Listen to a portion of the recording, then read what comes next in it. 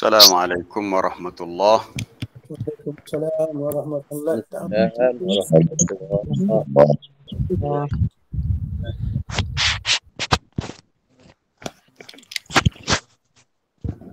Bismillahirrahmanirrahim. Alhamdulillahi rabbil alamin. Salatan wassalaman ala rasulillah Nabiyyina wa habibina wa syafi'ina wa qudwatina wa ala alihi wa ashabihi wa man ihtada bihadihi wa istanna bisunnatihi ila yaumiddin. Rabbi shrah li sadri wa yassir li amri wahlul 'uqdatam min lisani yafqahu qawli. Allahumma 'allimna ma yanfa'una. Ya Allah, ajarkan kepada kami apa yang memberi manfaat kepada kami. Allahumma zidna ilma warzuqna fahma. Ya Allah, tambahkan untuk kami ilmu dan rezekikan kepada kami kefahaman. Amma ba'd. Para jemaah muslimin muslimat, para penonton pendengar di mana sahaja berada, alhamdulillah pagi ini hari Sabtu hari ini 26 Muharram 1443 Hijriah bersamaan 4 September 2021 Masehi. Kita masih dalam perbincangan ayat-ayat dalam surah Nuh. Alhamdulillah, surah Nuh ini surah yang sangat menarik sebab daripada awal surah sampai akhir surah, walaupun ayatnya taklah banyak sangat, hanya 28 ayat, tetapi banyak pengajaran yang kita boleh ambil daripadanya, daripada fasa-fasa ataupun peringkat dakwah yang dilalui oleh Nabi Nuh alaihi salam. Jadi untuk hari ini kita nak sambung ayat yang berikutnya, bagaimana pembesar-pembesar, pemuka-pemuka dari kalangan kaum Nabi Nuh menghasut orang-orang yang lemah supaya terus dengan perbuatan menyembah patung-patung berhala. Maknanya jangan pedulikan apa yang Nuh cakap. Dia royak gapo tak usah cara. Pentingnya terus dengan apa yang kita telah lakukan, iaitu perbuatan menyembah berhala. Akhirnya disebabkan kesalahan mereka itulah Allah Ta'ala tenggelamkan mereka dalam banjir yang besar, dan tidak ada sesiapa yang dapat menolong mereka. Baik, kita baca dulu untuk ayat yang kita nak bincangkan hari ini. A'udzu billahi minasyaitonir rajim.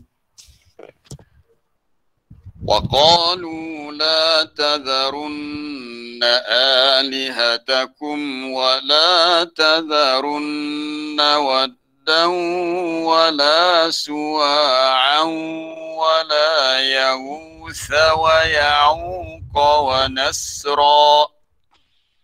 وَقَدْ أَضَلُّوا كَثِيرًا وَلَا تَزِدِ الظَّالِمِينَ إِلَّا ضَلَالًا مِمَّا خَطِيئَاتِهِمْ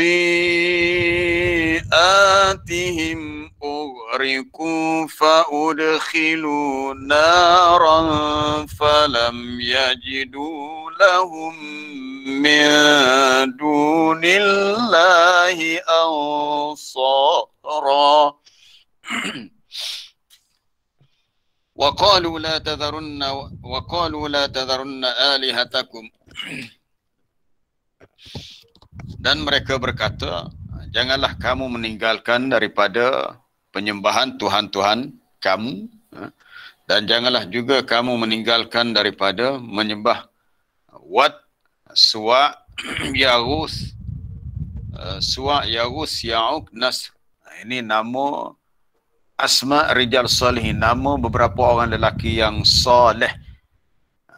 Jadi berhala-berhala ni sebenarnya bukan nama orang, nama orang, tapi bukan nama orang yang jahat, nama orang-orang yang baik yang dipuja oleh kaum Nabi Nuh. Mereka ni ada kaitan dengan zaman sebelumnya, zaman Nabi Adam alaihissalam. Jadi perbuatan mereka itu dengan menjadikan patung-patung orang yang soleh ni sebagai pujaan ataupun sebenarnya nak ambil berkat lah, sebenarnya ambil berkat telah menyebabkan ramai yang menjadi sesat, telah menyesatkan kepada kebanyakan manusia, dan tidaklah engkau menambahkan bagi orang-orang yang zalim itu kecuali kesesatan. Dan tidaklah bertambah bagi yang zalim itu kecuali sesat.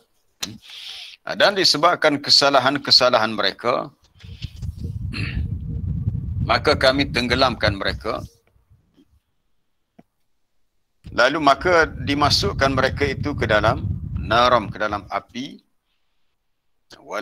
Dan tidak ada bagi mereka yang dapat menolong, membantu mereka, menyelamatkan mereka daripada azab itu.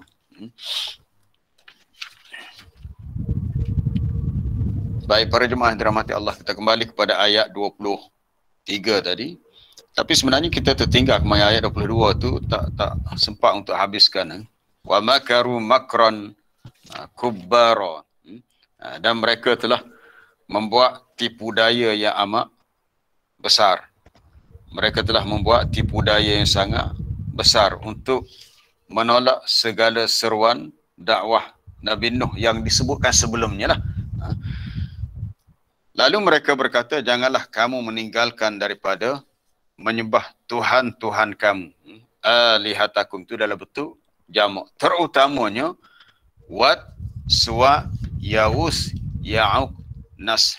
Untuk tafsiran ayat ni, kalau kita rujuk dalam Sahih Bukhari, ada bahagian kitab tafsirnya, ada riwayat yang dibawa oleh Imam Bukhari tentang tafsiran ayat ini. Itu ada pada hadis Ibnu Abbas radhiyallahu anhuma,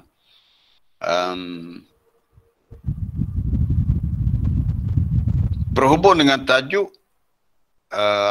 tidak boleh ghulu, tak boleh berlebih-lebihan dalam mengasihi, memuja orang-orang yang soleh. Kerana sikap ghulu inilah membawa kepada sebab pertama manusia Bani Adam terjatuh dalam syirik yang besar. Syirik inilah ibadatul asnam, menyembah patung berhala.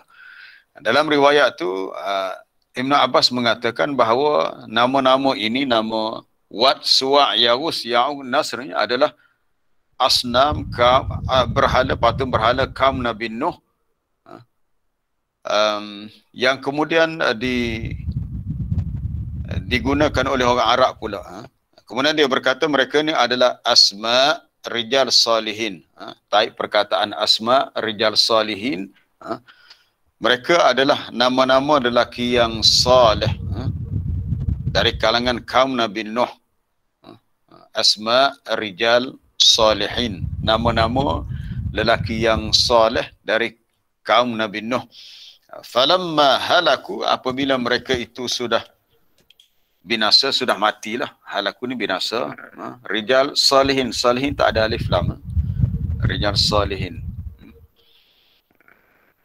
Min qaumi Nuh, dari kalangan kaum Nabi Nuh.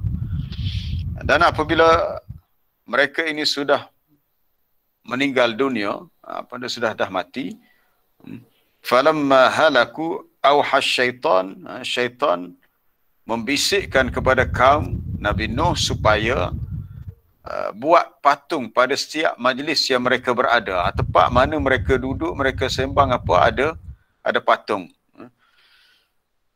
Allati kanu yajlisuna, yang mereka biasa duduk untuk berada di situlah atas tujuan-tujuan seharian mereka. Lalu mereka menamakan dengan nama-nama, nama-nama yang disebut tadilah. Siapa yang suruh ni? Syaitan. Auha asy-syaitan ila qaumihim. Syaitan telah membisikkan. Di sini dalam riwayat ni disebut dengan auha, mewahyukan. Maksud wahyu di sini membisikkan, memberikan kepada mereka suatu ilham. Itu di antara salah satu riwayat daripada Ibnu Abbas bahawasanya terjadinya al-ausan, berhala dalam kalangan kaum Nabi Nuh, kerana sifat hulu tadilah, sifat hulu. Padahal sebenarnya mereka ni orang yang soleh. Sebab tu kita kena berhati-hati dalam hidup kita sebenarnya. Bila kita menyukai seseorang, itu dah ya betul dah tu. Ini bahayanya sifat hulu. Kita nak bincang ini tentang sifat hulu. Hulu di mana keterlaluan. Kita boleh menyayangi seseorang yang baik, orang soleh, orang alim, tapi dia ada batasan dia, dia ada had dia. Jangan hulu sebagaimana hulu yang berlaku dalam kalangan ahlul kitab. Yang lebih awal lagi dah berlaku di zaman Nabi Nuh alaihi salam. Hulu fis salihin, kerana sikap hulu atau melampau ini, keterlaluan ini menjadi awwalu wa a'zamu sabab. Sebab yang pertama yang terbesar menyebabkan terjatuhnya Bani Adam fi syirkil akbar, dalam syirik yang besar. Di mana Imam Bukhari meriwayatkan dalam sahih daripada Ibnu Abbas radhiyallahu anhu, di mana dia mengkhabarkan bahwasanya ini adalah nama-nama patung kaum Nabi Nuh yang ianya telah menjadi sebahagian daripada yang dipuja, yang digunakan oleh orang Arab, iaitu asma rijal salihin daripada kaum Nabi Nuh. Bila mereka itu sudah halaku maknanya matu, apabila kelima-lima lelaki salih ini sudah mati, sudah meninggal dunia, maka syaitan membisikkan kepada kaum Nabi Nuh supaya buat patung, supaya mereka membuat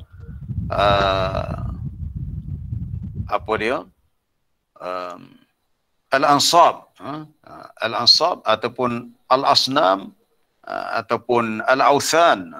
Ada macam kita kata ada tugu lah. Kalau bahasa kita ada tugu, ada arca. Sesuatu arca yang dibina. Pergi satu tempat ada arca, ada patung, tapi bukan arca dalam bentuk binatang ke pokok, tapi dalam bentuk manusia. Ansaban, macam satu tugu. Tugu kita kata suatu binaan yang kuat, yang kukuh, bentuk kerah stokor gitu. Biasa tugu ni orang buat dengan semen, dengan pasir, air. Lalu mereka bubuhlah nama-nama. Di sinilah berlakunya penyembahan berhala. Dia bermula di sini apabila adanya timsal ataupun tamasi, patung-patung. Lalu bila syaitan membisikkan begitu, fafa'alu, mereka pun buatlah. Peringkat awal mereka buat. Tapi peringkat awalnya falam tu'bad, tidaklah patung-patung yang tadi disembah. Taklah dipuja, mereka memohon hajat ke, mereka rukuk sujud. Peringkat awalnya tidak begitu.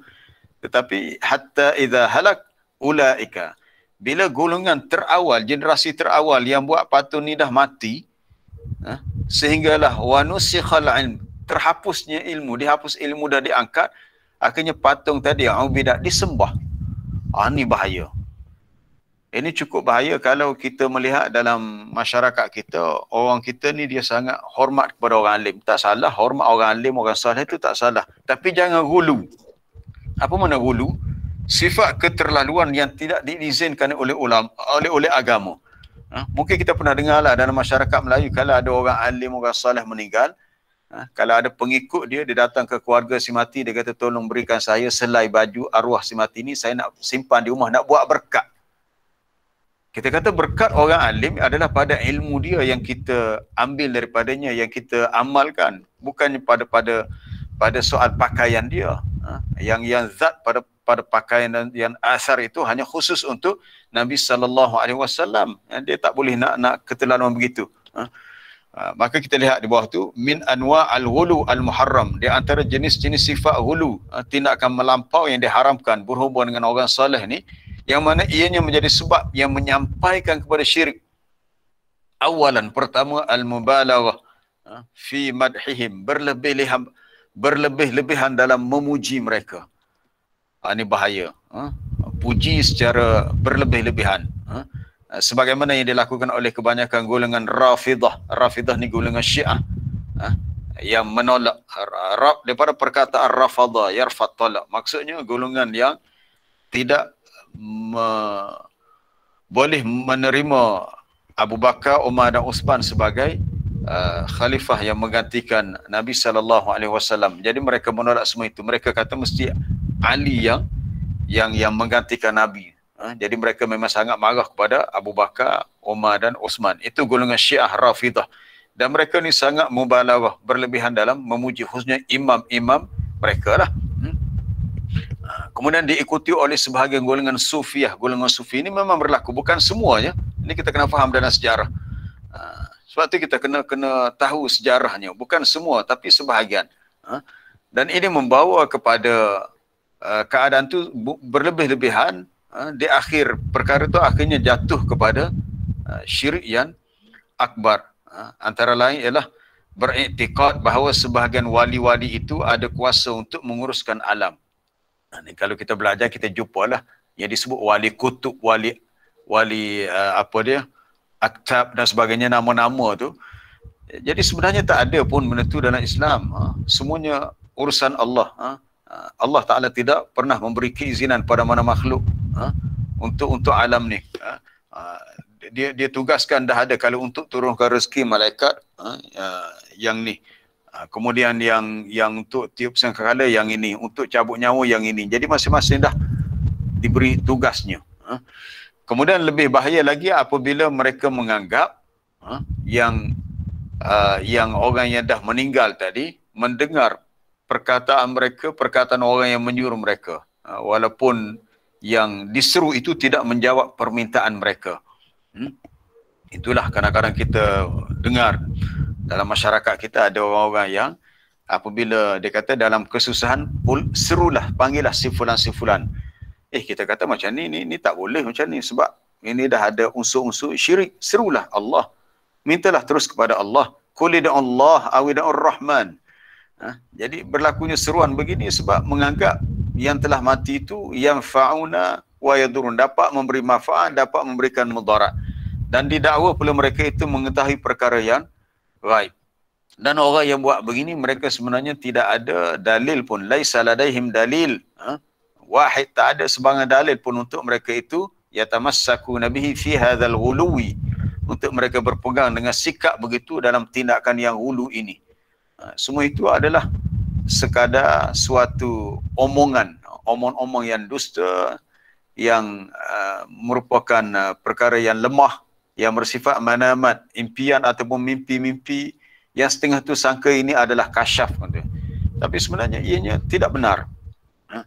Dia ada kaedah dia, kasyaf tu macam mana. Kadang-kadang perkara tu berlaku begitulah. Tapi sebenarnya dah bermula di zaman Nabi Nuh AS. Zaman Nabi Nuh AS. Jadi berhati-hati dalam sifat hulu. Nanti kita akan tengok tentang beberapa ayat tentang sifat hulu golongan ahlul kitab, khususnya golongan Nasara, yang akhirnya membawa mereka kepada syirik dan rosaknya agama mereka. Bahkan Nabi SAW sendiri telah hadzara, memberi amaran. Nabi beri amaran jangan hulu, jangan berlebihan dalam memuji baginda. Nabi sendiri tidak suka dipuji berlebih-lebihan. Dalam hadis diriwayatkan Imam Bukhari, la tatruni kama atratin nasara Al-Masih Ibn Maryam. Janganlah kamu terlalu itra', telajuk. Itra' ni berlebihan, telajuk, sebagaimana keterlaluannya golongan Nasara terhadap Isa bin Maryam. Al-Masih Ibn Maryam maknanya Nabi Isa, anak Maryam. Maka Rasulullah beritahu, cukuplah kamu mengatakan aku adalah hamba Allah dan Rasulnya, sebab wa ana abdun, aku adalah hamba Allah. Jadi kalau perkara ini berlaku pada diri Nabi SAW pun, Nabi tak suka untuk dipuja berlebih-lebihan, maka bagaimana pula dengan orang lain? Bagaimana pula dengan faghairuhu minal bashar, orang lain yang bukan Nabi, aula alla yuzada fi madhim, tak perlu kita nak tambah-tambah dalam pujian terhadap mereka. Maknanya perlu sederhana lah, perlu sederhana.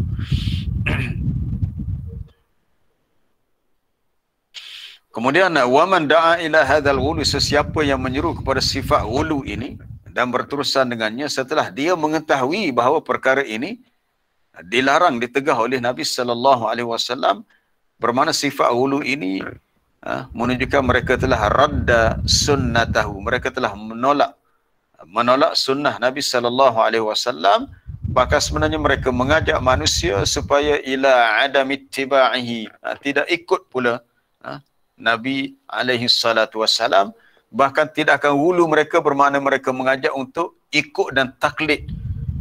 Ikut ittiba', ikut taklid ni ikut juga, ikut secara membuta tuli. Ikut membuta tuli. Siapa ikut? Siapa ikut? Al-Yahud wan Nasara, golongan Yahudi Nasrani dalam kesesatan mereka dan sifat wulu mereka terhadap nabi-nabi mereka, yang perkara itu dilarang oleh Allah. Antara contohnya kita lihat dalam surah An-Nisa, di akhir surah An-Nisa dalam juzuk yang ke-6.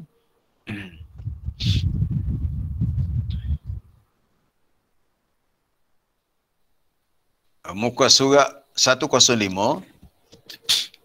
muka surat 105 pada ayat 171, ya ahlal kitab, wahai ahlul kitab, merujuk kepada orang-orang Yahudi dan Nasrani, la taghlu fi dinikum, jangan kamu bersikap ghulu dalam agama kamu, wala taqulu 'ala Allahi illa al-haq, jangan kamu mengatakan terhadap Allah kecuali perkara yang benar. Jadi kesesatan ahlul kitab puncanya kerana ghulu dalam isu ketuhanan, di mana mereka telah menisbahkan kepada Allah, kata mereka ada anak. Kata Nasara, orang Nasrani mengatakan Nabi Isa tu, kata mereka, Ibnullah. Manakala Yahudi pula mengatakan Uzair tu anak Allah. Subhanallah amma yaqulun, maha suci Allah daripada apa yang mereka perkatakan. Maka di sini Allah Ta'ala beritahu jangan hulu, jangan mengatakan terhadap Allah kecuali yang benar, bahawasanya Al-Masih Isa bin Maryam itu, Masih itu gelaran dia lah. Dia hanyalah Rasulullah, utusan Allah, wa kalimatuhu, dan kalimah Allah yang Allah Ta'ala telah sampaikan kepada Maryam, dan merupakan ruh daripada yang juga tiupan ruh daripadanya. Itu maknanya Nabi Isa ni Allah Ta'ala ciptakan seperti manusia lain, cuma beza dia tak ada bapa je. Allah Ta'ala berkuasa menciptakan dengan apa sahaja cara yang dia kendaki. Maka yang pentingnya fa'aminu billahi wa rusulih, yang pentingnya beriman dengan Allah dan rasul-rasulnya, itu yang penting. Yang selain daripada tu jangan pandai lebih-lebih. Dia tiba begini ni, manusia ni perangai dia, bila berlaku perkara yang pelik, perkara yang aneh, dia cuba fikir sesuatu yang ni mesti ada something lah yang hebat-hebat. Dia tak boleh kita nak fikir begitu. Syaitan ni sangat mudah datang talbisnya, talbis iblis. Contohnya 2-3 hari lepas kita dikejutkan dengan ada satu kubur di Yan, Kedah, dekat tempat yang berlaku banjir besar ni, yang kepala air di Gunung Jerai ni. Maka viral lah gambar tu. Kata ada satu kubur tu yang tak disentuh oleh lumpur. Lumpur yang datang daripada bukit tu semua menenggelamkan kubur yang lain. Tapi tiba-tiba kubur ni satu tak terusik, ataupun seperti lumpur tu tak sampai di situ. Kita tak boleh nak buat andaian kita sendiri, kita bimbang takut timbul hulu. Lalu orang lain datang, ada kata kubur ni mesti ada berkat. Lalu berlakulah perkara-perkara khurafat, puja kubur sebagainya. Ini kita bimbang berlaku begitu. Jadi syaitan ni dia sentiasa mengambil kesempatan. Sebagaimana yang Ibn Abbas sebut tadi, bila kaum Nabi Nuh dah puja sangat patung-patung tadi, akhirnya mereka sembah. Yang berlaku selepas itulah, peringkat awalnya tidak begitu. Jadi berhati-hatilah yang berkaitan dengan hulu terhadap orang yang soleh. Adapun kaum Nasara, mereka mengatakan Tuhan tiga. Allah Ta'ala larang, wala taqulu salasah, jangan kata tiga. Intahu, kena berhenti daripada beriktikad dan berkata begitu, maka itulah khairal lakum, lebih baik bagi kamu. Innamallahu ilahun wahid, bahawasanya Allah dialah satu-satunya Tuhan yang berhak disembah. Ilah merujuk kepada Tuhan yang berhak disembah, hanya wahid, satu. Sembah maknanya kita nak minta hajat, kita nak memohon sesuatu, kita nak meletakkan pergantungan, tawakal, rajak, khauf kita semua kepada Allah. Minta rezeki juga kepada Allah.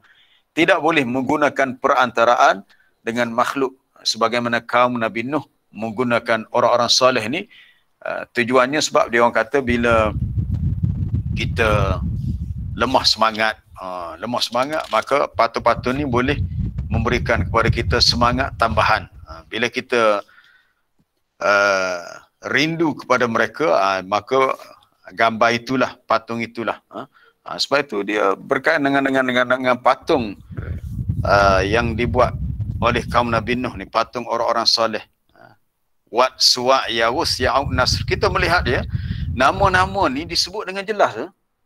Wat, ini bukan isim Arabi, sebab ini nama kaum Nabi Nuh. Wat, Suwa, Yawus, Ya'uq, Nasr. Tak ada pun orang kita yang ambil nama ni untuk buat nama anak dia. Nama ni asalnya nama orang yang soleh, tapi mereka ni telah dijadikan dia dalam bentuk patung oleh kaum dia yang memujanya. Maknanya isu ni penting. Sebab dalam surah Al-Kahfi, cerita Ashabul Kahfi itu pun penting juga, ajaib juga. Tapi Allah Ta'ala tak sebut pun nama pemuda Ashabul Kahfi itu. Bahkan tak diketahui dengan tepat berapa bilangannya. Ada yang kata 3, ada yang kata 5, ada yang kata 7. Maknanya tak diberi bukti yang jelas berapa bilangan mereka, bahkan tak disebut nama. Tapi bila melibatkan soal lima orang soleh yang mati di zaman Nabi Nuh, yang kaum dia buat patung, Allah Ta'ala sebut nama. Jadi sebutan ini menunjukkan ia adalah satu isu yang besar, supaya kita tidak bersifat hulu. Tapi penyakit ni memang berlaku. Saya pun bimbang, kita tengok ada setengah tempat lah, kita tengok ada, dia buat poster macam stiker. Antara saya pernah jumpa stiker Allah Yarham Tok Guru ni Aziz. Ini kita pun kenal. Allah Yarham Tuan Guru Datuk Ni Abdul Aziz Nimak, semoga Allah Ta'ala merahmati beliau. Dia tokoh yang sangat terkenal di tempat kita, khusus di Kelantan lah. Bukan saya tokoh politik, tokoh agama.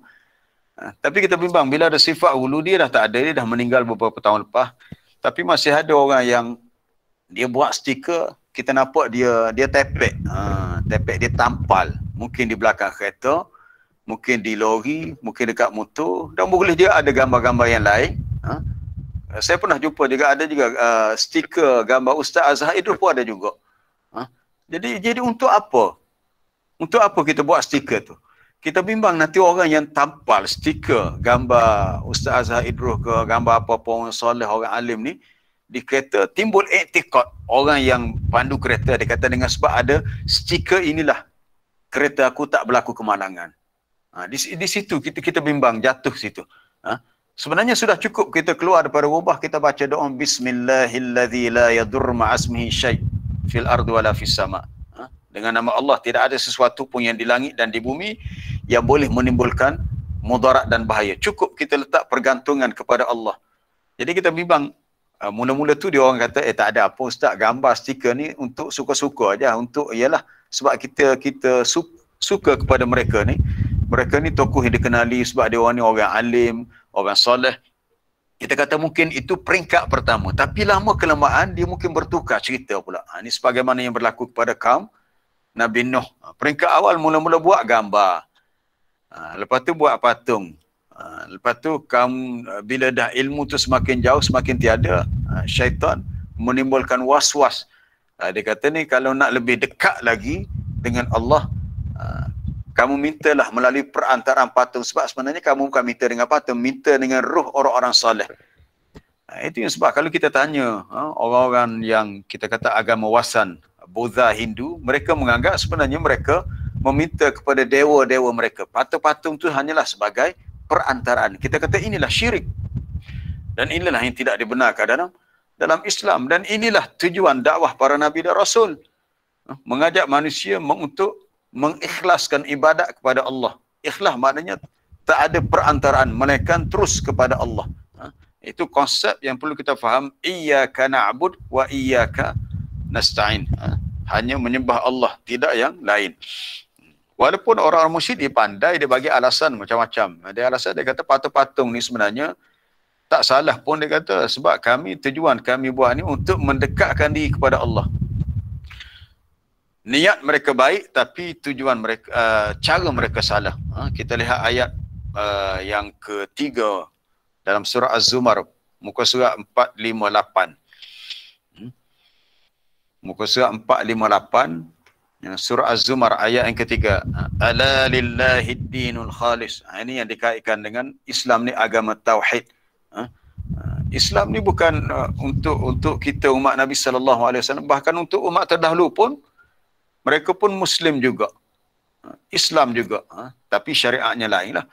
Ketahuilah, bagi Allah Ta'ala sahaja agama yang khalis, yang suci bersih. Tengok. Khalis di sini mana suci bersih dari segala bentuk syirik. Dalam ayat tak disebutlah al-khalis minasyirki, tapi dapat difahami dalam konteks ayat masa khalis min syawa'ib syirki. Itu yang masukkan dalam kurungan bracket tu terjemahan oleh Syekh Abdullah Basmih. Maksud khalis Islam ni agama yang bersih, suci daripada segala bentuk rupa syirik. Walladzina ittakhadhu min dunihi awliya, dan orang-orang musyrik yang mengambil selain daripada Allah sebagai pelindung atau penolong. Termasuklah patung-patung tadi. Patung-patung tadi. Awliya ni merujuk kepada nusara, pelindung-pelindung, penolong-penolong yang mereka anggap sebagai orang yang boleh tolong mereka, atau sebut dalam ayat lain juga sebagai syuraka, sekutu-sekutu. Apa kata mereka? Kata mereka, tak salah, sebab ma na'buduhum illa liyuqarribuna ilallahi zulfa. Ini hujah mereka. Kata mereka, kami tidaklah menyembah dan memuja patung itu, melainkan supaya mereka dapat mendampingkan. Maksudnya dapat mendekatkan kami kepada Allah dengan sedekat-dekatnya. Kita kata salah kan niat dia? Okeylah nak mendekatkan diri kepada Allah, tapi cara dia salah. Jadi niat betul, cara salah tetap salah. Kita nak tolong orang miskin di kampung kita, kita pergi curi duit orang kaya. Nak tolong tu, okey, baguslah. Tapi cara kita ambil duit dengan cara curi tu salah. Sebab dalam Islam, matlamat tidak menghalalkan cara. Niat kita baik, kita kata, apa salah saya curi, sebab dengan duit yang banyak ni saya boleh pergi umrah ke Mekah, nak buat ibadat. Okey, niat baik, tapi cara kamu salah. Ini yang Allah Ta'ala sebut dalam banyak ayat. Antaranya kita boleh rujuk dalam surah An-Najmu. Ma anzalallahu biha min sultan. Tindakan mereka itu Allah Ta'ala tidak berikan sebarang bukti atau sebarang hujah untuk mereka berbuat begitu. Muka surat 526. Muka surat 526.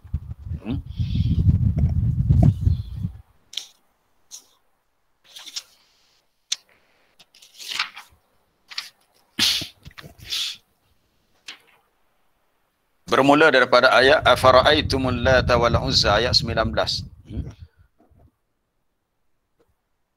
Wa manat ats-tsalitsata al-ukhra. Tidakkah orang-orang musyrik itu melihat ataupun berfikir tentang nama berhala, Al-Lata, Al-Uzza. Ini yang berlaku di zaman jahiliah di Mekah. Adapun Wat, Suwa, Ya'us, Ya'un, Nasra tadi, itu nama-nama orang soleh yang dibuat patung oleh kaum Nabi Nuh. Kemudian kita melihat yang berikutnya, perkara ini berterusan ya. Perkara ini berterusan daripada zaman Nabi Nuh, kemudian muncul zaman Nabi Hud, zaman Nabi Saleh pun ada. Yang paling menonjol zaman Nabi Ibrahim, ayah dia sendiri buat patung berhala. Kemudian sampailah di Mekah. Zaman di mana ketika lahirnya Nabi SAW, adanya patung-patung yang begitu banyak. Ini hak besar-besar ni. Al-Lata, Al-Uzza, Al-Manata ni nama-nama yang besar. Dan sebahagian nama ni sebenarnya mereka ambil daripada nama-nama Allah. Al-Uzza tu tak silap daripada Al-Aziz. Dia istiqaq daripada nama Allah. Maka salah lah. Mereka guna nama Allah untuk mereka letakkan kepada patung berhala yang mereka puja tu. Sebenarnya merujuk kepada orang-orang yang baik juga, tapi dah disalahkan dengan cara yang sebegitu. Dan patung-patung ini dia ada lokasi-lokasi tempat-tempat dia. Ada disebut dalam huraian hadis tadi dalam Sahih Bukhari. Dia ada tempat-tempat dia. Sama ada antaranya baik tu di antara tempatnya kalau kita tengok. Ini yang untuk kaum Nabi. Begitu juga kaum Nabi Nuh sama juga. Kalau patung Suwa bagi kabilah Huzail, Ya'us bagi kabilah Murad. Kemudian yang lain-lain, tempat lain pula ada pula berhala-berhala yang lain. Kemudian di zaman jahiliah, zaman-zaman di Mekah pula, nama-nama itu, patung-patung itu ada lokasi-lokasi yang diletakkan oleh mereka. Sama ada yang di Taif, ada yang dekat dengan apa lagi nama tempat, saya pun dah lupa dah nama-nama tempat tu.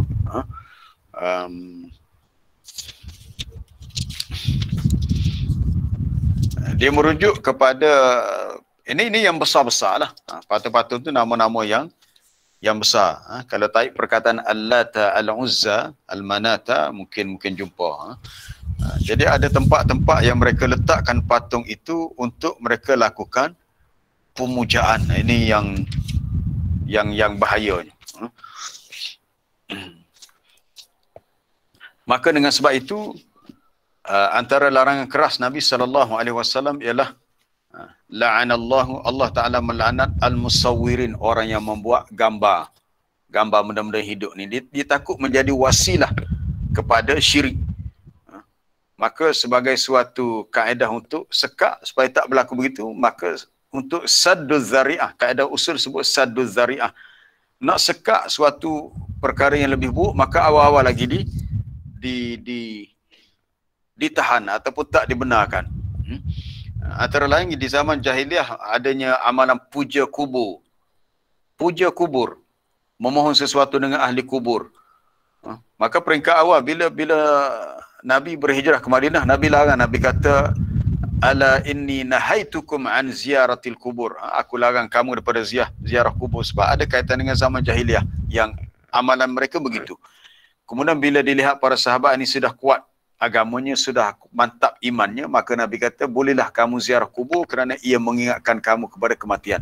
Jadi peringkat awal larangan itu tujuannya nak menjaga isu akidah, supaya para sahabat ini tak terikut dengan perbuatan orang-orang jahiliah, kerana mereka masa itu masih peringkat awal. Tapi bila dah mereka dah faham betul-betul Islam, dah mantap keimanan mereka, akhirnya larangan yang asalnya dilarang tidak lagi dilarang kepada mereka. Baik, kita nak tengok hadis tentang larangan buat gambar, ya. Ustaz Rosdan taib perkataan la'anallah al-musawwirin, ataupun matan lain ialah asyaddun nasi azaban yaumal qiyamah al-musawwirin, la'anallah al-musawwirin. Banyak matan dia tu tentang tajuk ni. Allah Ta'ala melaknat orang yang membuat gambar. Gambar ni bukan setakat lukis gambar, termasuk buat patung. Nabi SAW la'ana al-musawwirin. Kemudian dalam banyak lagi matan-matan yang lain menyebut asyaddun nasi azaban, antara manusia yang sangat kuat diazab di hari kiamat adalah al-musawwirin, orang-orang yang membuat gambar. Maksudnya gambar benda yang hidup lah. Pertamanya isunya gambar benda hidup kalau ada dalam rumah dibimbangi, dikhawatir malaikat rahmat tidak masuk dalam rumah. Kemudian sebab yang lain kerana ditakuti berlaku pemujaan. Inna min asyaddin nas, sesungguhnya manusia tu ada mata tadi, di antara manusia yang paling berat diazab pada hari kiamat al-musawwirun, orang yang buat gambar. Gambar dia termasuklah gambar makhluk hidup ataupun dalam bentuk patung pun gambar juga. Sebab yang pertama ialah kerana mereka dikira yudahiuna khalqallah, meniru ciptaan Allah. Satu. Alasan pertama meniru ciptaan Allah. Ada syarahnya. Wa min dzalika taswir, tujuan buat gambar ni biqasdi, dengan tujuan niatnya musyabahah, nak menyerupai, nak tiru ciptaan Allah. Jadi tak boleh, itu dikira salah. Bahkan ada pesanan daripada Ibn Abbas mengatakan apa dia? Ibn Abbas kata fa'in kunta la budda fa'ilan, dalam bab gambar. Ibn Abbas pesan, dia kata kalau kamu nak buat juga gambar, buatlah dalam bentuk gambar pokok ke, gambar bukit ke.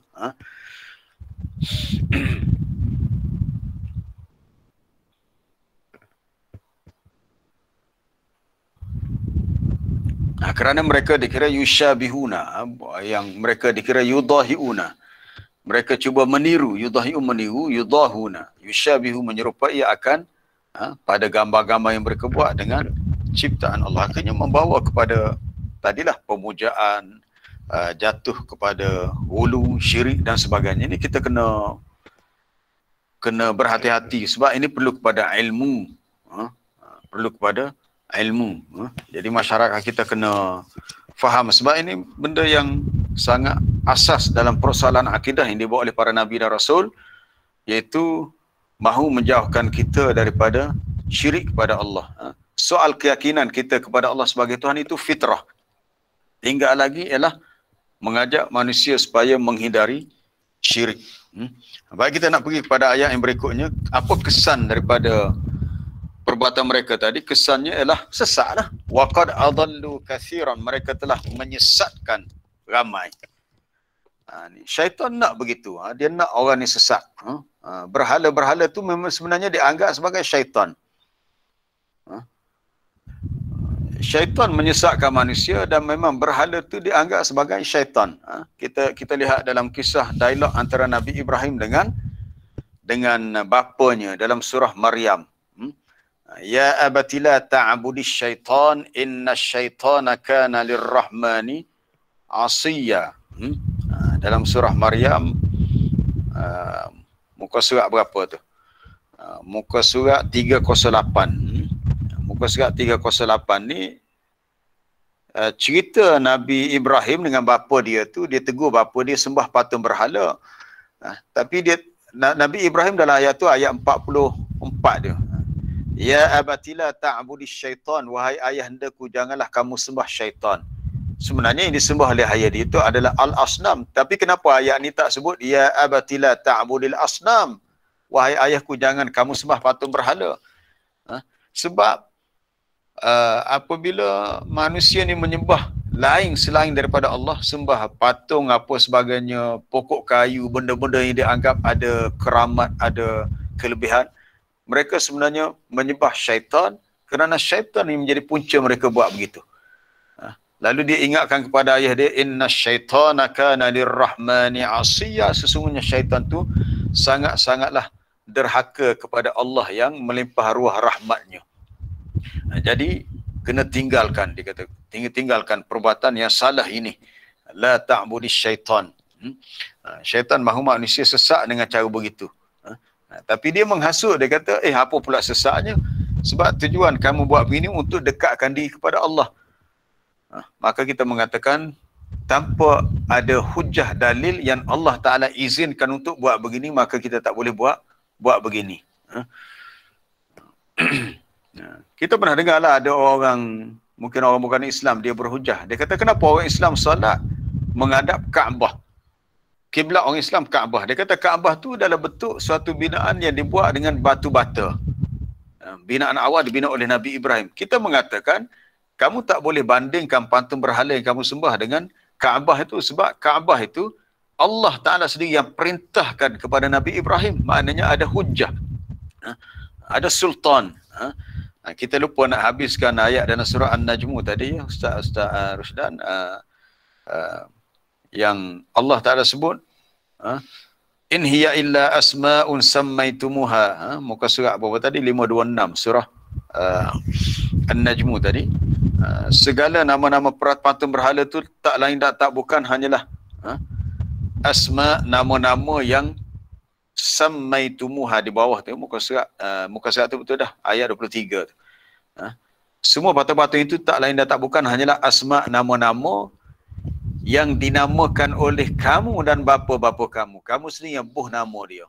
Dan tindakan kamu itu ma anzalallahu biha min sultan. Allah Ta'ala tidak menurunkan sebarang hujjah, sultan, tak ada bukti. Maksud sultan di sini bukti. Allah Ta'ala sekali-kali tidak menurunkan sebarang bukti yang membenarkan, mengizinkan kamu berbuat begitu. Untuk kamu, walaupun niat kamu baik nak mendekatkan diri kepada Allah, tapi cara kamu tu salah kerana tak ada sultan, tak ada bukti. Sebab tu kita bercakap agama, kita kata kita nak, kalau betul ni mana dalilnya. Ada setengah orang bila tak dapat datangkan dalil, sebenarnya bila tu ada dalil, dia tak tahu, dia marah. Kita kata, kena carilah. Jangan pula kita buat dulu, baru kita nak cari dalil. Kena tahu dalil dulu. Maknanya kita tahu bahawa apa yang kita buat adalah agama ni ada sandaran, ada rujukan. Kalau kita kata ada orang alim beritahu, ya, yang orang alim beritahu tu, kalau kita nak lebih faham lagi, kita kena tahu. Sama ada kita hafal tak hafal dalil tak penting, benda kita kena tahu ada sandarannya, ada sultan. Allah Ta'ala beritahu tindakan mereka tu tak ada sultan, tak ada bukti. Maknanya mereka hanya buat pandai-pandai sendiri. In yattabi'una illa dhanna wa ma tahwal anfus. Dan tidaklah yang mereka ikuti dalam perkara ini hanyalah hanyalah sangkaan. Sangkaan dia skor gitu. Skor betul lagi ni. Dan apa yang diinginkan oleh hawa nafsu mereka. Ini berlakulah kalau syirik yang zaman-zaman dulu dalam masyarakat Melayu, contohnya puja tempat-tempat yang dianggap tempat tu ada keramat, ada penunggu. Penunggu bila melalui satu tempat dia lihat ada pusu ni macam orang Kelantan tahulah pusu ni, dia macam tinggi sikit tanah tu. Dia kata tempat ni ada pusu ni mesti ada penunggu ni. Lalu mereka pun buatlah pulut kuning ke, air putih ke, buat di sebagai persembahan.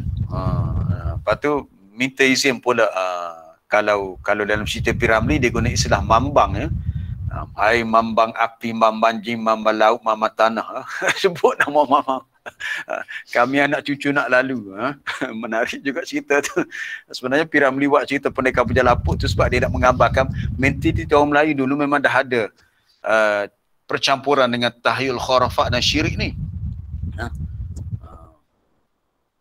Sebab itu pun dah berlaku dulu, zaman jahiliah pun berlaku. Sebenarnya semua ini hanyalah zon, sangkaan. Dia tak ada bukti yang jelas. Kita melihat kalau orang-orang Buddha, orang Cina yang menganut agama,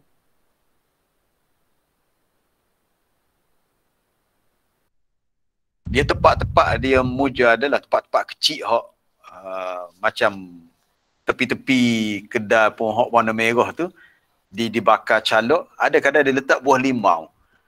Buah limau apa, kita kata apa tujuannya, tak tahulah, mungkin dia ingat dewa-dewa dia akan makan, tak tahulah, tapi kita kata apa perlunya. Mungkin itu kepercayaan dia lah. Kita nak tahu lebih lanjut kena tanya dia orang lah, tapi kita kata apa faedahnya tindakan yang sebegitu.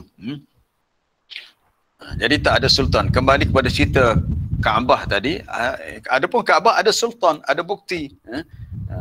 Allah Ta'ala yang memerintahkan kepada Nabi Ibrahim buat Kaabah sebagai suatu arah untuk dituju ketika kita solat. Sebenarnya kita sujud kepada Allah. Kaabah tu sebagai simbol je, bukan kita sujud kepada Kaabah, kita sujud kepada Allah. Kaabah tu sendiri adalah Allah Ta'ala yang menjadi pemiliknya. Baik, kita boleh rujuk ayat dalam surah Al-Ma'idah. Ini di akhir surah Maidah dan ni, ja'alallahu al-ka'batal baital haram, kata sila ayat 97. Ya, 97. Muka surat 124. Saya bawakan ayat ni sebab kita nak kaitkan dengan cerita kaum Nabi Nuh buat patung. Zaman jahiliah di Mekah pun ada patung. Tapi orang jahiliah dia tahu yang Kaabah tu dibina oleh Nabi Ibrahim, dia tak ganggu Kaabah tu, dia tak ganggu. Sebab bila mereka letak patung-patung di dalam Kaabah ni, macam tadilah, tujuannya kata mereka liyuqarribuna ilallahi zulfa. Baik, dalam ayat 97 surah Al-Ma'idah, Allah Ta'ala beritahu, ja'alallahu al-ka'batal baital haram qiyaman linnas.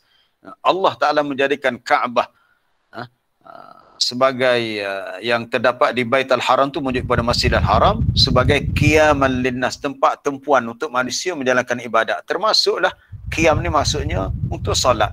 Sebab bila kita solat kita kena qiyam, berdiri. Asal solat berdiri. Duduk tu untuk orang yang uzur sakit. Bila kita solat kita berdiri untuk solat. Demikian juga bulan-bulan yang haram itu masuk dalam bab haji dah tu. Bulan haram, binatang-binatang korban.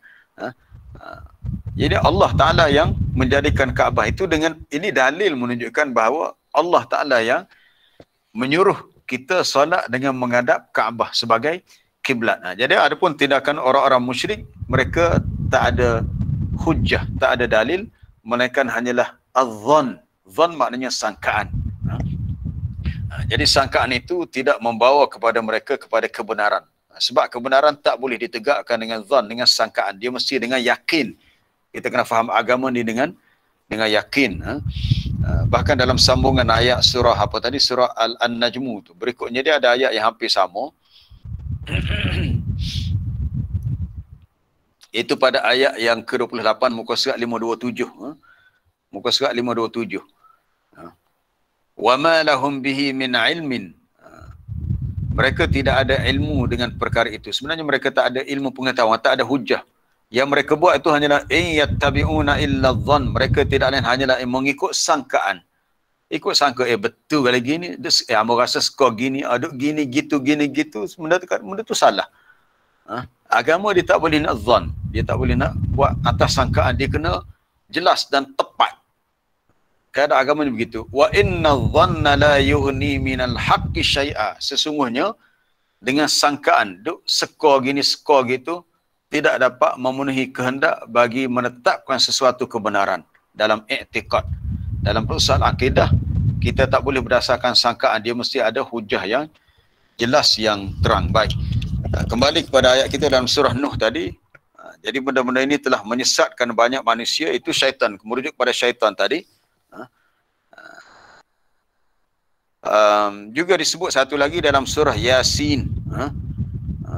Alam a'had ilaikum ya bani Adam alla ta'budu syaitan innahu lakum aduwwun mubin. Itu muka surat 444. Comel nombor tu. Kita kadang-kadang tak perasan nombor sebab kita bila kita baca ayat, kita fokus pada ayat, kita tak fokus pada nombor. Muka surat 444 pada ayat 60 tu. Alam ahad ilaikum, tidakkah aku telah perintahkan kepada kamu wahai anak Adam, wahai manusia, bahawa jangan kamu sembah syaitan. Kita kata, bila pula kita manusia ni sembah syaitan? Maksudnya menyembah apa yang lain selain daripada Allah. Mereka dianggap sembah syaitan sebab punca sesat mereka syaitan.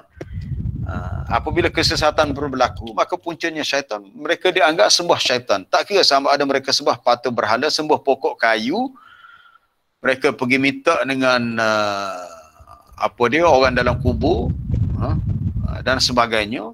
Mereka dianggap menyembah syaitan. Kita lihat ayat 62 tu. Walaqad adalla minkum jibillan katsira. Sesungguhnya syaitan itu telah menyesatkan golongan manusia yang ramai di antara kamu. Bukan sedikit. Jibil ni merujuk pada golongan yang ramai, katsiran sangat ramai.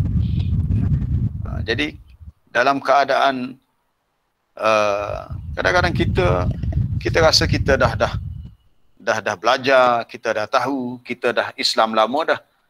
Tapi kadang-kadang kita tersilap, tersalah.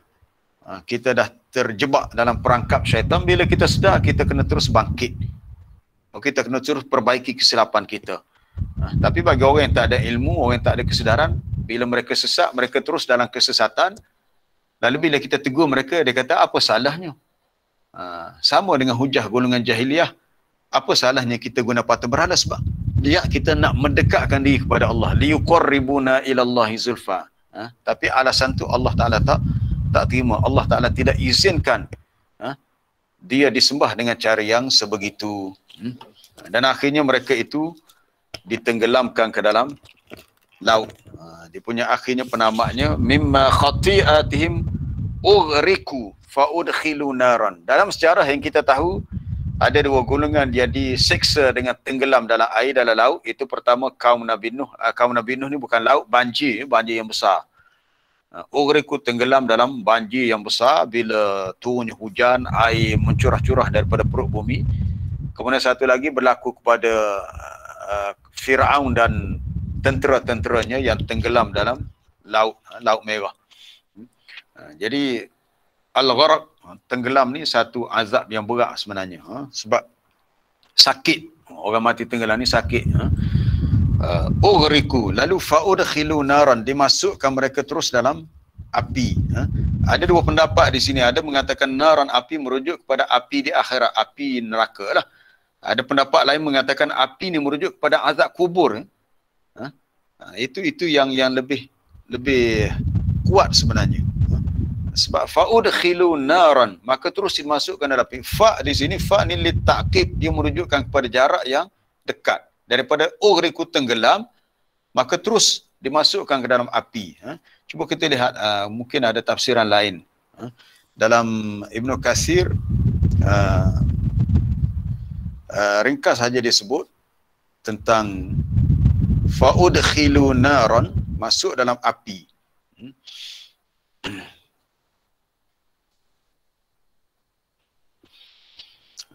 Ini satu pendapat menyebut masuk dalam neraka Jahannam. Kemudian dalam Ibnu Katsir,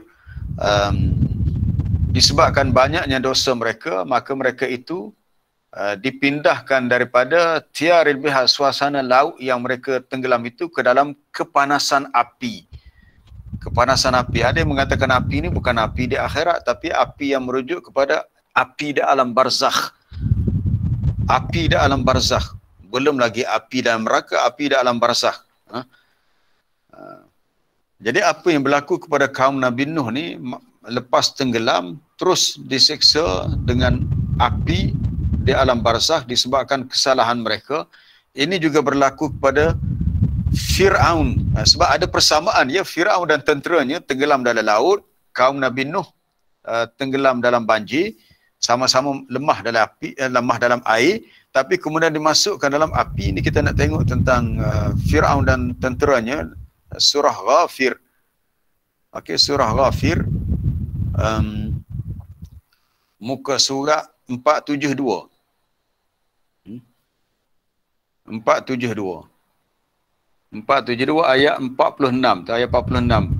An-naru yu'raduna 'alaiha wuduwan wa 'ashiyya. Selepas Firaun dan tenteranya mati lemas tenggelam dalam laut, mereka didedahkan kepada bahang api. Api pagi dan petang. Ada ulama yang istinbat ayat ini menunjukkan adanya azab kubur. Azab kubur. Mereka belum masuk neraka lagi sebab neraka di akhirat nanti, tapi kepanasan api neraka tu dah dirasai oleh mereka. Ini merujuk kepada azab kubur. Walaupun mereka mati, kita kata tak ada kubur sebab kita tahu dia punya jasad Firaun ni dia diawet, disimpan sebab dia timbul lepas tenggelam tu dia timbul. Lalu sebahagian yang lain mengambilnya untuk diawet ataupun disimpan. Tapi di sisi Allah Ta'ala rohnya diseksa di alam barzakh pagi dan petang. Itu an-naru yu'raduna 'alaiha wuduwan wa 'ashiyya. Kita tengok sedikit syarah dalam Islam Web tu tentang api di sini sebab kita nak banding dengan api dalam cerita kaum Nabi Nuh tadi. Baik, ayat ini mengkhabarkan tentang Firaun dan kaumnya bahawasanya annahu haqa bihim su'al azab fil barzakh. Bahawa mereka ditimpa dengan azab yang buruk di mana tu? Di alam barzakh. Kalau orang ada kubur, yang mati ada kubur, alam kubur lah. Alam barzakh ni alam antara dunia dan akhirat. Wa annahum fil qiyamah, bahawasanya mereka di hari kiamat nanti mereka akan masuk dalam azab lain yang lebih asyad dan azab yang lebih berat lagi. Maka berdasarkan ayat ini yastadillu bihi ahlus sunnah, golongan ahlus sunnah wal jamaah mengambil dalil daripada ayat ini tentang adanya azab semasa si mati itu hidup ataupun roh itu berada di alam barzakh. Berada di alam barzakh. Ini ada perbincangan ulama tentang ke mana roh manusia pergi selepas dia mati. Jadi orang yang diseksa di alam barzakh sebagaimana Fir'aun dan juga kaum Nabi Nuh, selepas mati je mereka dimasukkan dalam api dan merasai kepanasan api itu. Jadi kaul yang menyatakan fa'udkhilu naran, kita kembali kepada surah Nuh tadi, dimasukkan dalam api, itu merujuk kepada api semasa di alam barzakh. Atas satu kaul, ada pendapat lain kata azab api neraka itu dah memang dah lah untuk di akhirat nanti, dan tidak ada sesiapa yang dapat menolong mereka untuk dilepaskan daripada azab tu.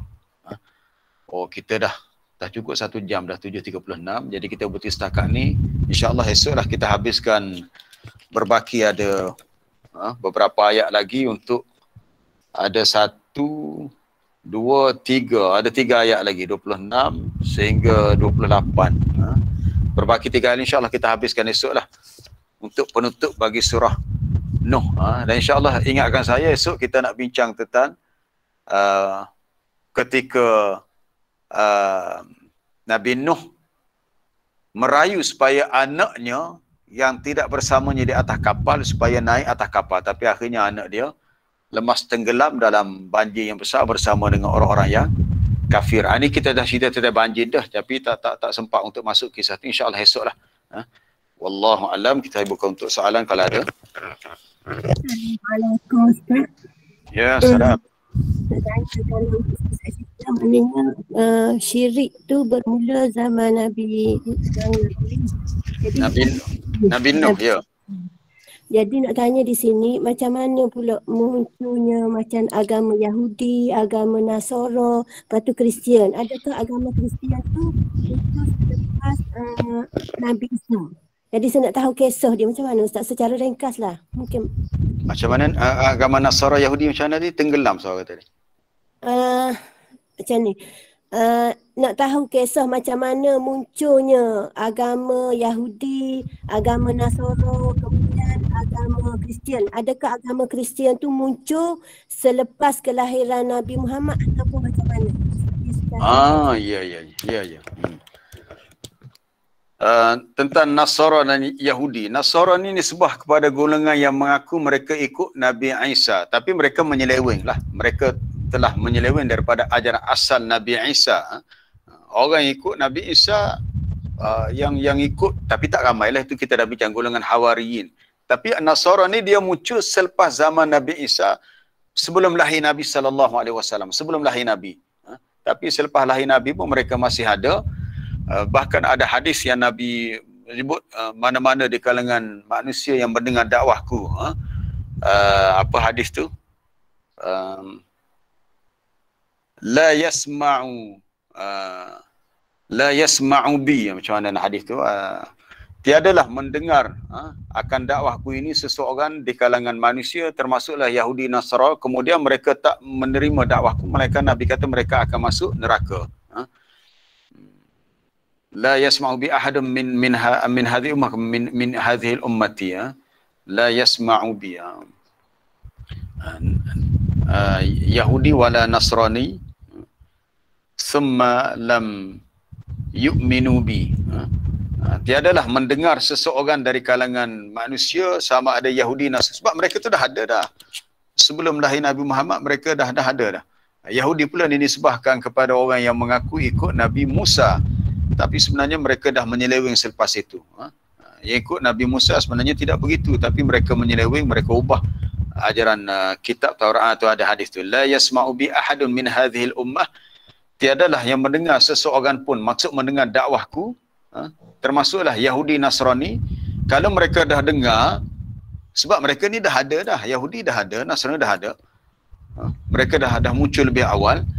Kalau mereka dah mendengar dakwah Nabi, tapi Nabi kata mereka tak beriman dengan seruan dakwahku, wala yu'minu bi illa kana min ahli nar, kecuali mereka ni dah pasti akan jadi ahli neraka sebab tak beriman denganku. Jadi bila Nabi sebut gini, maknanya Yahudi Nasrani dah ada dah sebenarnya tu, dah lebih muncul lebih awal. Punca penyelewengan mereka kerana ghulu, berlebihan dalam beragama, khususnya dalam perkara akidah. Apa hulunya? Hulu itu disebut dalam ayat berapa? Ya, ayat 29 rasanya surah At-Taubah. Wa qalatil yahudu Uzairun ibn Allah wa qalatin nasaran Masih ibn Allah.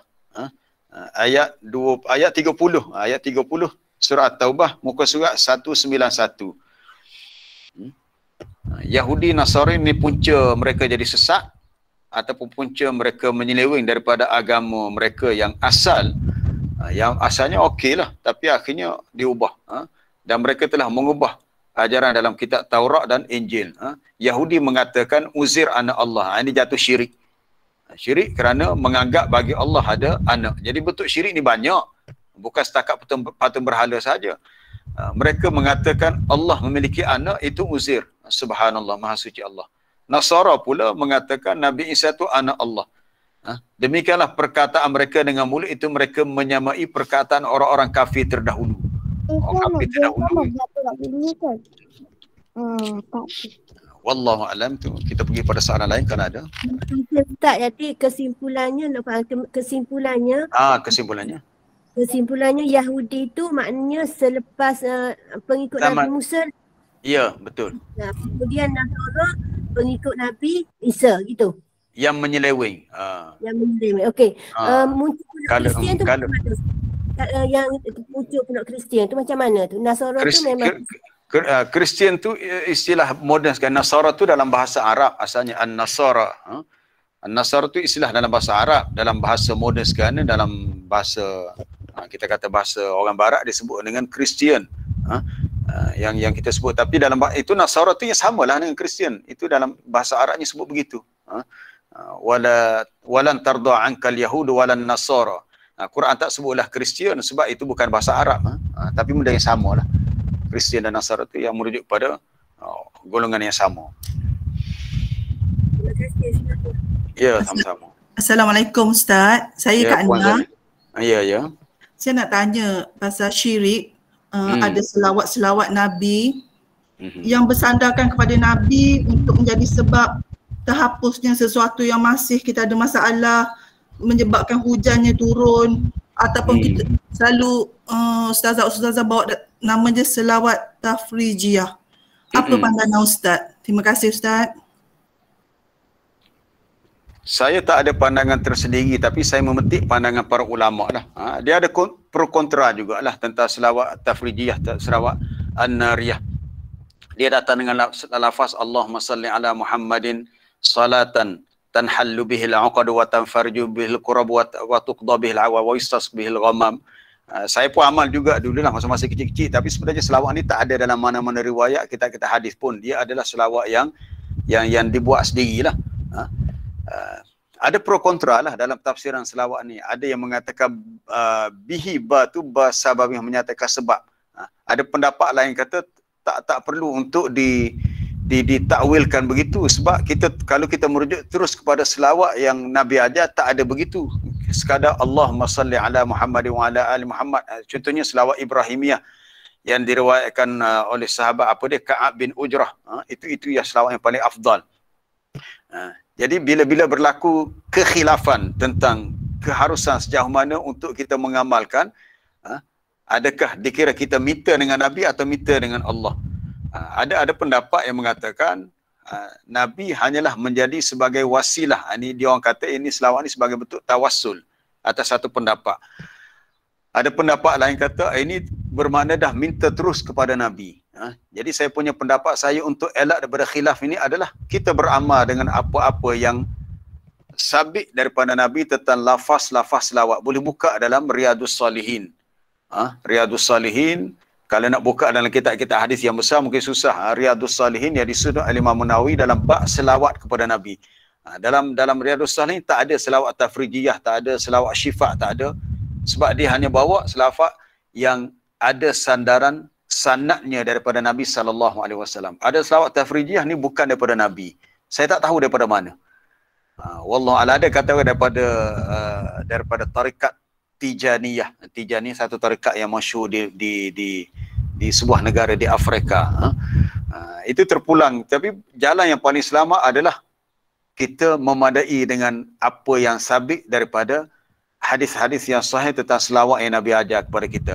Adapun soal hajat kita boleh sebut selepas itu. Kita selawat dulu macam biasa, kita berdoa, kita memuji Allah, alhamdulillah, kemudian selawat kepada Nabi, dan kita memohon kepada Allah apa hajat kita. Kita minta contohnya, Allahumma farrij 'anna al-kurab, ya Allah lepaskan kami daripada kesusahan. Allahumma qdi hajatana, ya Allah penuhi hajat kami. Ataupun kita minta, ya Allah turunkan hujan, Allahumma aghithna, ataupun turunkan hujan, dan sebagainya lah. Sebagaimana disenaraikan beberapa hajat dalam selawat tafrijiyah tu. Wallahu a'lam. Terima kasih Ustaz. Ya, sama-sama. Baik, ada soalan bertulis ya. Saya nak respon sikit soalan bertulis.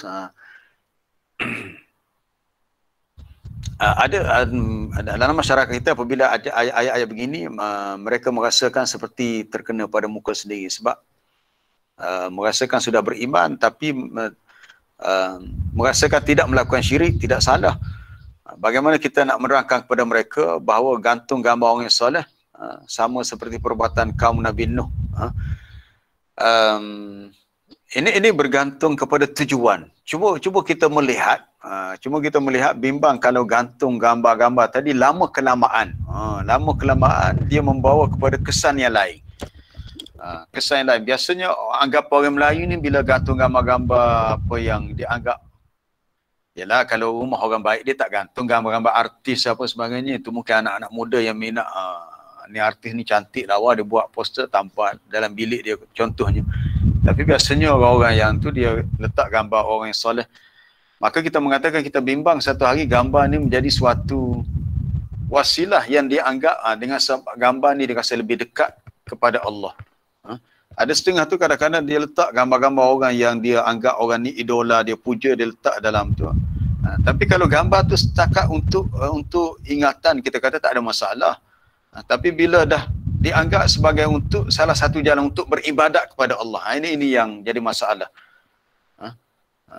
Sebagai jalan untuk beribadat kepada Allah. Itu yang timbul kebimbangan yang kita khawatirkan.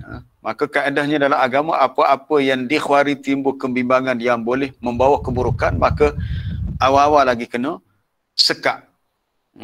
Ada satu kisah yang masyhur, ya, bila Nabi SAW berbai'ah dengan sahabat di Hudaibiyah, adalah riwayat disebut dalam sejarah, pada zaman Khalifah Umar, ada orang Islam pergi dekat pokok tu nak ambil berkat, tabarruk.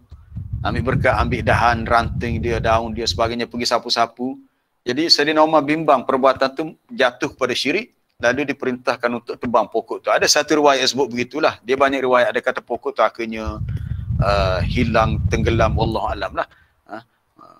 Tapi adalah disebut kisah tu dalam sejarahnya. Tujuannya adalah untuk mengelak supaya tidak berlaku krisis akidah yang lebih parah selepas itu. Peringkat awalnya. Itulah sebabnya kita dah bincang itu, Nabi melarang ya dalam hadis Sahih Muslim buat binaan di atas kubur tu. Kita kata logiknya, kita kata apa salahnya? Dia fikir jangka panjang. Nabi hanya ialah sekadar buat tanda lah, tanda batu nisan tu ya. Untuk binaan tak dibenarkan sebab takut sebagai satu zat saddu zari'ah. Itu jelas kalau kita lihat dalam syarah oleh para ulama dalam hadis Sahih Muslim, la tusallu ilal kubur wa la tajlisu alaiha, ataupun antaranya hadis Jabir bin Abdullah, Nabi melarang an yubna an yuq'ad, duduk atasnya, buat binaan di atasnya dan sebagainya. Wallahu a'lam. Assalamualaikum Ustaz. Ya, salam ya Cikgu Sufian ya. Kejaran ni. Berkenaan gulu tak ni Ustaz, dia tak sebut berkenaan dengan binaan takubur ni dak. Saya sebut terasa dalam internet, kita tengok bagaimana Imam Syafi'i, Imam Abu Hanifah, semuanya kubur-kubur mereka ni ditutup dengan kelambu, dengan kain. Jadi sedangkan mereka ni ialah imam-imam besar. Jadi bagaimana kita ni sebagai pengikut dia ni, imam besar pun boleh buat gitu, takkanlah kita tak saya buat gitu, mari berkata gitu Ustaz. Soalan yang kedua, tidak kita kata nak mengelakkan guluf ni, kita tak tanggungjawab bersama atau pemerintah. Kita tengok bagaimana negara Saudi, pemerintah dia menghilangkan perkara-perkara yang ke arah ke guluf ni. Jadi selamatlah mereka. Jadi lagu mana Ustaz? Wallahu a'lam Ustaz. Jadi sebenarnya kalau merujuk kepada kubu-kubu tokoh-tokoh ulama besar yang binaannya begitu, itu bukan atas permintaan mereka. Tak ada riwayat pun mereka yang minta supaya kubu itu dibuat binaan besar begitu. Itu orang selepas mereka lah yang buat. Orang selepas mereka yang buat begitu. Dan adakah mereka redha setuju begitu? Mereka pun tahu perkara ini dilarang oleh Nabi SAW. Jadi cara yang betul untuk kita hormati dan kita sayangi orang-orang alim, ulama-ulama besar, kita beramal dengan mereka adalah kita ikut kehidupan mereka yang berilmu tu, kehidupan mereka yang mengikut laluan ilmu, bukannya membesar-besarkan soal kubur mereka itu yang perlu diberi perhatian yang lebih utama sebenarnya. Sebab tradisi ni yang dari segi membesarkan binaan kubur ni sebenarnya mari daripada golongan Syiah. Kita tahu dalam agama Syiah boleh dikatakan kalau di masjid mereka, setiap masjid tu ada kubur.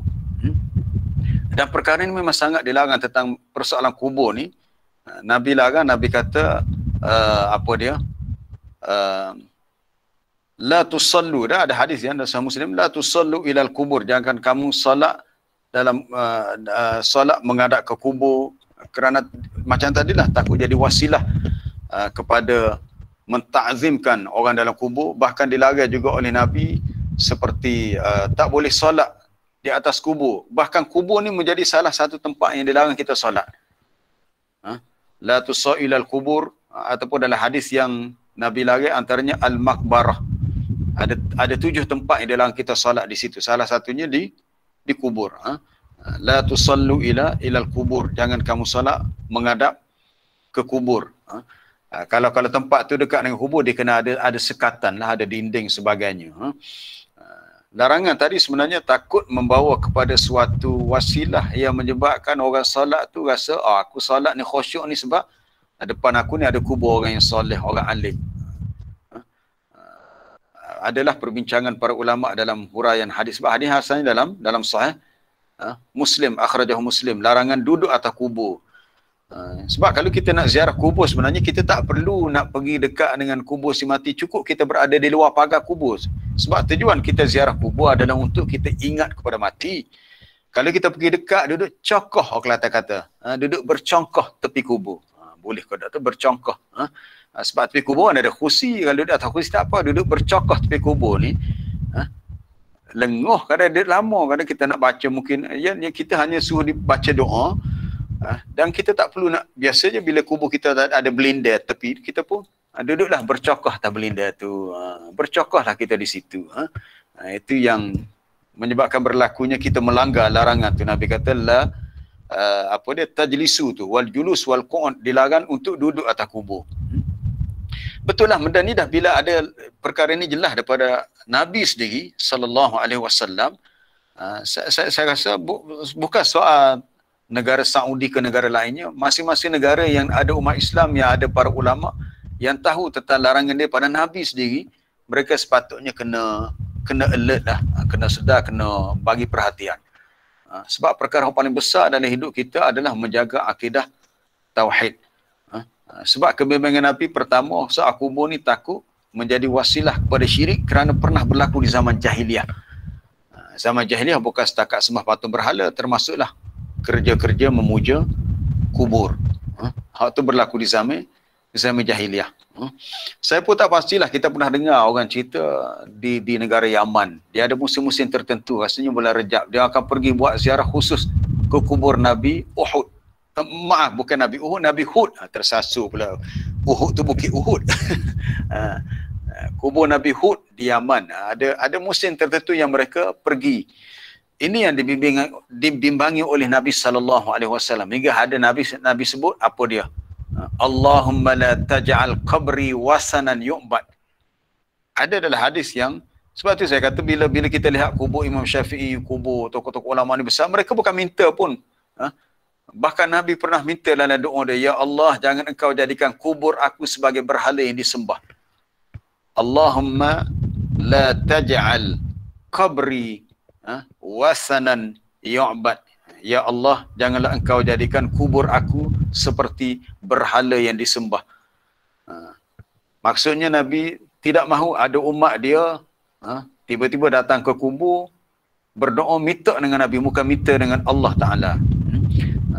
Kalau nak dikatakan tawassul, dia tawassul syarat di hak sahih di sisi ulama adalah memohon dengan perantaraan orang yang masih hidup. Itu yang lebih sahih, yang tak ada kekhilafan. Maka sebab tu dalam doa ni Nabi pernah berkata, Allahumma la taj'al qabri wasanan yu'bad. Ya Allah, janganlah engkau jadikan kubur aku sebagai suatu wasan, berhala yang disembah. Setahu kita tak ada pula orang jadikan kubur ni, sebab kubur Nabi tu cukup dijaga ya dalam Masjid Nabawi tu. Maksud wasan di sini adalah apabila seseorang yang datang ke kubur Nabi, mereka memohon suatu hajat yang sepatutnya hajat tu mereka terus minta kepada Allah. Jadi Nabi sendiri beri peringatan dalam hadis ni supaya apa dia? Menunjukkan syadidul inayah, sangat-sangat beri perhatian Nabi kepada atas sikit tadi Ustaz Rosyana. Tahzir, Nabi nak beri tahzir, peringatan tegas kepada umatnya minal wuqu' fi syirki, supaya tidak terjatuh ke dalam syirik sebagaimana yang pernah berlaku pada umat terdahulu. Antaranya umat zaman Nabi Nuh yang kita bincang ini. Adapun dalam hadis ini Nabi sebut Allahumma la taj'al qabri wasanan yu'bad. Wasan yang menunjuk kepada sanam, patung berhala asalnya. Maksudnya janganlah engkau ya Allah jadikan kubur aku misla seumpama berhala yang disembah oleh manusia yang mengagungkannya. yang disembahkan oleh manusia-manusia yang mengagukannya. Dan ini yang berlaku di kalangan juhala, orang-orang jahil pada hari ini, di mana mereka mencari kubur orang-orang soleh ataupun tempat-tempat mereka dimakamkan untuk diziarahi, lalu berdoa di situ. Doa yang waris daripada Nabi, mendoakan rahmat keampunan, bukannya berdoa minta hajat untuk kita. Ini berlaku, saya tahu walaupun kita pun pernah, kita kawan-kawan kita ramai yang belajar di Mesir, dia orang cerita, dia kata kalau kubur Imam Syafi'i di Mesir, ada orang-orang Mesir boleh jadi orang luar juga, dia orang pergi dekat kubur Imam Syafi'i, dia ada nota kecil, dia tulis pada nota, wahai Imam yang mulia, saya ada hajat apa, anak saya nak masuk periksa, tolonglah berdoa kepada Allah. Lalu itu dia punya hajat dicatat kepada kertas, lalu diletak dalam kawasan kubur Imam Syafi'i. Kita kata la haula wala quwata illa billah. Kenapa tak minta terus dengan Allah? Ya. Imam Syafi'i bukan berada di alam dunia, dia dah berada di alam dan barzakh. Jadi perbuatan ini yukhalif, bercanggah dengan syariat agama Allah yang ada unsur-unsur wasaniyah, unsur keberhalaan. Wallahu alam. Kita berhenti setakat itulah, dah pukul 8 tadi. Terima kasih kepada semua. InsyaAllah esoklah kita habiskan untuk penutup surah Nuh dan sedikit tentang kisah banjir besar yang berlaku di zaman Nabi Nuh dan kisah sedih, iaitu anak dia sendiri akhirnya mati dalam kekafiran. Semoga Allah Ta'ala memberkati kita semua dan menambahkan kefahaman dalam agama. Wallahu a'lam. Subhanakallah bihamdika asyhadu an la ilaha illa anta astaghfiruka wa atubu ilaik. Wa sallallahu wasallama ala nabiyyina Muhammad wa ala alihi wa sahbihi. Alhamdulillahi rabbil alamin. Assalamualaikum warahmatullahi wabarakatuh. Waalaikumsalam warahmatullahi wabarakatuh. Terima kasih. Salam Ustaz. Terima kasih. Waalaikumsalam warahmatullahi wabarakatuh. Terima kasih Ustaz. Ya, sama-sama. Terima kasih Ustaz. Assalamualaikum. Salam. Salam. Terima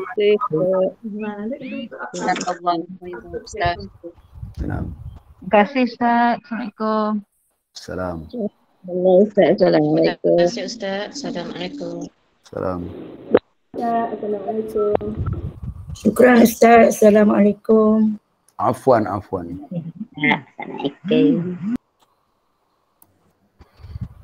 Okay, terima kasih Ustaz. Assalamualaikum. Okey, salam. Terima kasih Ustaz. Assalamualaikum. Salam. Jazakallah Ustaz. Assalamualaikum. Salam. Assalamualaikum Ustaz. Khairul jazak. Iyyakum. Syukran. Assalamualaikum Ustaz. Ya, salam. Syukran Ustaz. Assalamualaikum. Salam. Macam mana nak tutup ni? Astaghfirullahaladzim. Tutup macam mana?